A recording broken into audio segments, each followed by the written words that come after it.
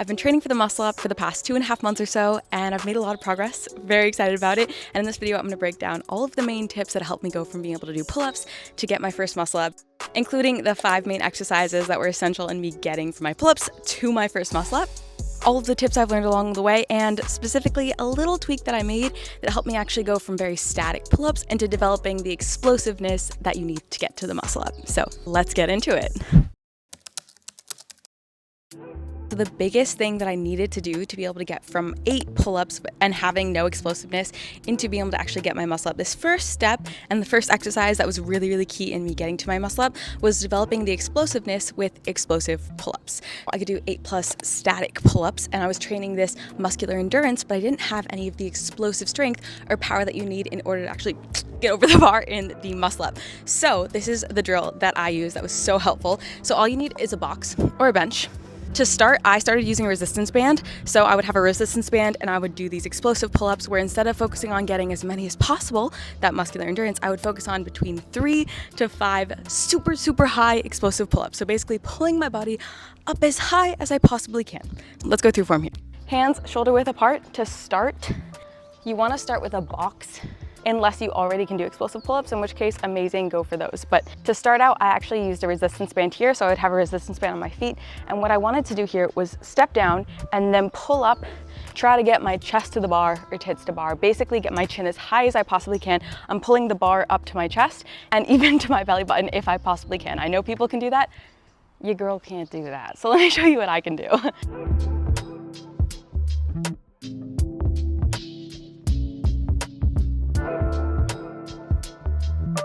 The way I think about it is doing a few really hard, strong pulling reps, trying to get chest over bar. Pull as hard as you can, basically. So I started using a resistance band, which helped me a ton, but also like the first few reps do not look pretty. My first few reps were so ugly.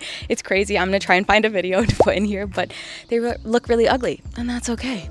It's so fine. You don't feel like you're pulling that high? It's okay. I was there. And we just get better and we just keep working. But definitely start low, like 3 to 4 reps, and then work up over time as you get stronger. Start with the resistance band, eventually lose the resistance band, and that's gonna help you develop that explosive strength or power that you need to get into the muscle up to start. By the way, massive tip for these and all the exercises that we're gonna go through, which are mostly strength and explosive power focused, we wanna be resting at least 2 to 3 minutes. I made this mistake so many times because in between sets, if you're training for muscle growth, you can push your rest time down to like 1 minute, sometimes 50 seconds, slow as that. But when we're training power and skill here, we do not want to be cutting our rest times. Minimum 2 minutes, and it makes such a huge difference. It really does. If you're trying to get 3 reps of explosive pull-ups, the difference between resting for 2 minutes and 1 minute is like you being able to do 1 and you being able to do 3 reps. So you kind of just gotta chill and wait, which is hard if you're impatient like me, but like, it's worth it. It's worth it. Now let's get into the 5 essential exercises that were really helpful in me actually getting from my pull-up to my muscle up. My go-tos, these got me from 0 to muscle up. And the first 3 that we're gonna go through were really the ones I focused on in stage 1 of building up explosive strength. And then the last 2 I'll give you for kind of if you've made a lot of progress in those first 3, and then you're just trying to push up to the last ones. If you were like a total beginner trying to get your muscle up like me, but you could do pull-ups, you just didn't have any of that explosiveness, this is gonna be most relatable to you. So exercise number 1 is the explosive pull-ups that we just talked about. Because we already went through form, let me give you a tip that literally every single person who I talk to has given me. This is how it went. They'd be like, what are you training? I'd be like, oh, I'm training up the muscle up. They'd be like, oh, I have a tip for you. This is what they would say. Use semi-false grip. So if you're not familiar, there's normal grip, there's semi-false grip, and there's false grip. And so the difference between these is basically your hand position on the bar, and different grips can help you in different ways. A lot of people like to use false grip, and that's kind of crazy for me. One thing that I did that was really helpful for me is using semi-false grip. So you think about your pull-ups, your wrists are going to be in a very neutral position. This is your normal neutral pull-up position. If you shift your hand slightly forward, now you can see my wrists have a bit of a bend and my palm is slightly up the bar. That's going to be your semi-false grip. Your false grip, however, is going to be your wrists pretty much at like that right angle. And the thing about false grip is you need to have very flexible forearm extensors and very strong forearm flexors. So you think about your forearm, you have your extensors on this side and you have your flexors on this side. And the reason I can't really do a good false grip is because my forearm extensors are just not flexible enough. To be in a false grip, they have to be like this. I'm just not there. But this is one drill that my coach Chris has been showing me to do and has actually helped a lot. So what we do is we get on the floor. You want to put your knuckles together on the ground and lift your elbows off of the floor. The trick is your knuckles have to stay together the entire time. They can't separate. And the goal, of course, is to lift your elbows as high as possible to get into that super false grip. And over time, working on this stretch has actually improved my forearm extensor flexibility. So I do recommend giving it a go. It is a stretch, so you know how that goes. Okay, exercise number 2 that was super helpful in me getting my muscle up is gonna be your straight bar dip. So you think about your normal parallel bar dips that we do in calisthenics where your arms are kind of parallel and side to side, like that. When we're doing the muscle up, our arms aren't in that exact position. Your hands, instead of palms facing towards each other, are actually facing downwards. So practicing the top portion of the movement is really helpful in getting to your muscle up. And that's gonna be with the straight bar dip. So this is what I did. And these are a lot harder than parallel bar dips if you've never done them before. And again, I have a super hilarious video of me trying to attempt these in the beginning, and I will insert that if I can. It doesn't have to look pretty to start. It doesn't. But I started around like 4 reps or so, and I slowly worked up to 5, 6, and so on reps to build up the strength and also muscular endurance. Part of it is just building muscle and getting your body used to doing that top portion of the muscle up movement. So this is what it looks like. And if you have a low bar, I do recommend using a low bar. I don't have one. I'm in my backyard, and I'm lucky enough to have a high bar. So we're just gonna be using this, but I do recommend staying a little bit closer to the ground, especially if you're short like me. Just food for thought. Okay, this is what a more realistic setup for my straight bar dips looks like in the gym. So typically I'll either grab a barbell or use the Smith machine. I like to add weight onto the sides to help keep the bar more steady and less likely to roll in my hands. And then I'll go ahead, hop up, do my straight bar dips. And this is a bit more of a safe setup, so you don't have to do these on a super high bar. Quick tip for form, try not to let your elbows flare out really wide. So instead of having like that wide grip, we want to kind of bring our elbows back so they're kind of neutral with your body, or at least like at a 45-degree angle. That elbow flare isn't the best. Okay, so the third main exercise that was so helpful in getting to my muscle up and also developing that explosive strength was weighted pull-ups. Now, the reason that is we have kind of like what you think of as building muscle. And then in the next section of training and programming, we kind of think about like developing strength. And then in the next section, we think about kind of developing explosive power. Obviously, that's not like black and white, but like these are general stages you kind of progress through.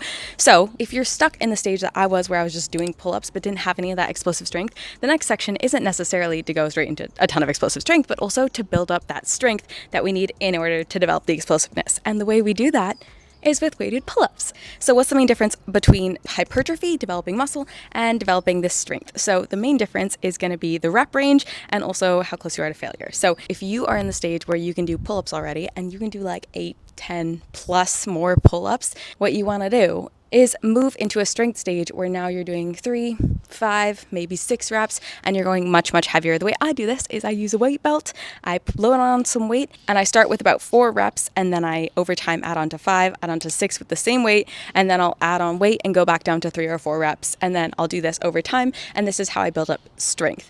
Your last rep, if you're training strength, you want it to be pretty much like failure or one away from failure. My friend James at the gym, he can do a ton of muscle ups. So this is coming from someone who can do way more muscle ups than me, but he recommends training your weighted pull-ups with a semi-false grip. That's what he does, and he can do a shit ton of pull-ups. So, you know, outsider advice.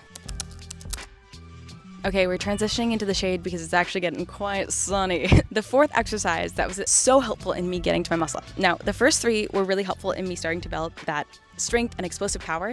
Now, this 4th one was crucial in me figuring out how to actually get over the bar. Because if you're starting where I was and you could do the pull-up and maybe you could do the straight bar dip, but you're like, wait, how do I get that middle portion? This is what helped me. I've heard all of the tips. I've heard, okay, try and just think that there's a button on the floor and then swing around. And I've just heard so many tips. None of them helped me. This is what helped me. It was using a resistance band to do the muscle up. So it's practicing the motion with a ton of help, a lot of assistance from a resistance band. That was actually the key to helping me figure out how to link that pull-up, explosive pull-up, into that straight bar dip, which is our muscle up. And I'm kind of a little bit ashamed to admit this, but in the beginning, I was like, I feel like I'm cheating using a resistance band, which is very hypocritical because I literally used a resistance band to get my pull up. So how would it be cheating? I don't know. I just felt like I was cheating using a resistance band to get my muscle up, but I wasn't. I was training, and it was actually that one exercise that I refused to do for so long. That is what helped me end up figuring out how to get my body actually over the bar.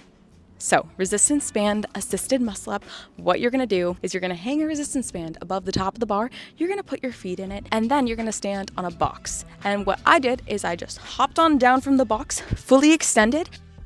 If you're familiar with what a hollow body hold is, you kind of want your body to be in a hollow body hold. So instead of your back like arched and you're like this, you wanna think about kind of keeping your body nice and tight, almost like you're a nice little dish. This is what we want to be in to prep to go around the bar. Because if you think about the muscle up, we can't just pull up and then flip over. It's too awkward, too much strength.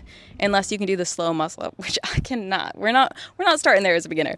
Actually getting around the bar, resistance band is how we do it. So when I started doing the resistance band assisted muscle up, I only did like 2 to 3 reps, super thick resistance band, just to get used to the movement. Here, unless you're already pretty strong, in which case freaking go for it. But where I just started with like 2 to 3 reps, got used to going into the explosive pull-up, pulling around the bar, and using that little bit of extra assist with the resistance band in order to go into the muscle up. And this is just what taught my body how to go around the bar as opposed to up and over. All right, let's get into exercise number 5.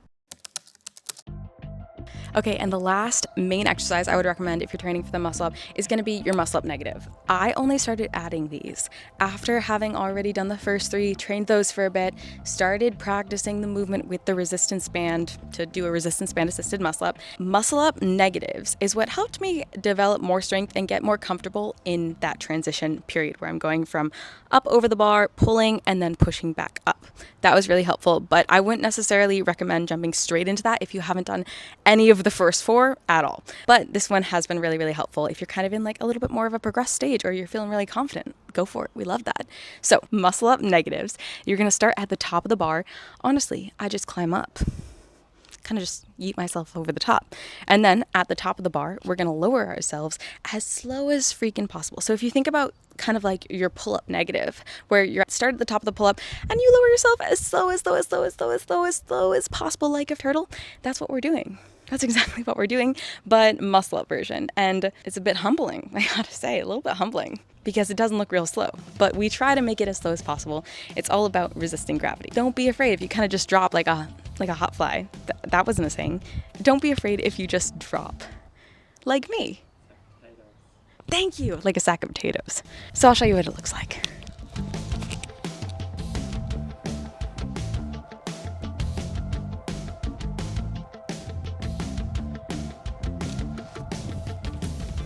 Okay, I'm gonna do another rep. The main part you're really trying to be slow at is this middle transition period where the bar is at your chest and you're shifting down. Also, try to keep your elbows tucked. Don't flare out wide here.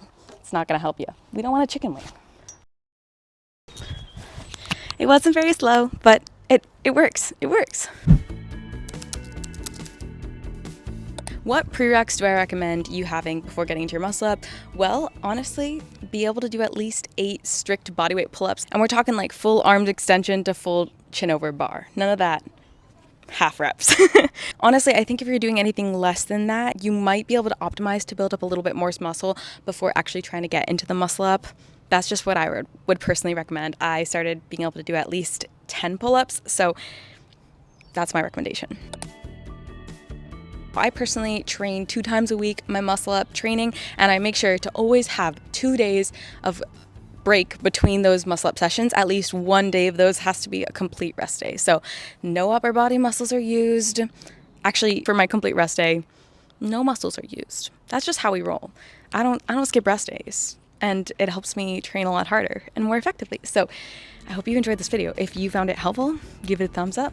Let me know in the comments if you're training for the muscle up. We can all train together. It'll be so much fun. And cheers to getting a strict muscle up. I will see you in the next video. Bye.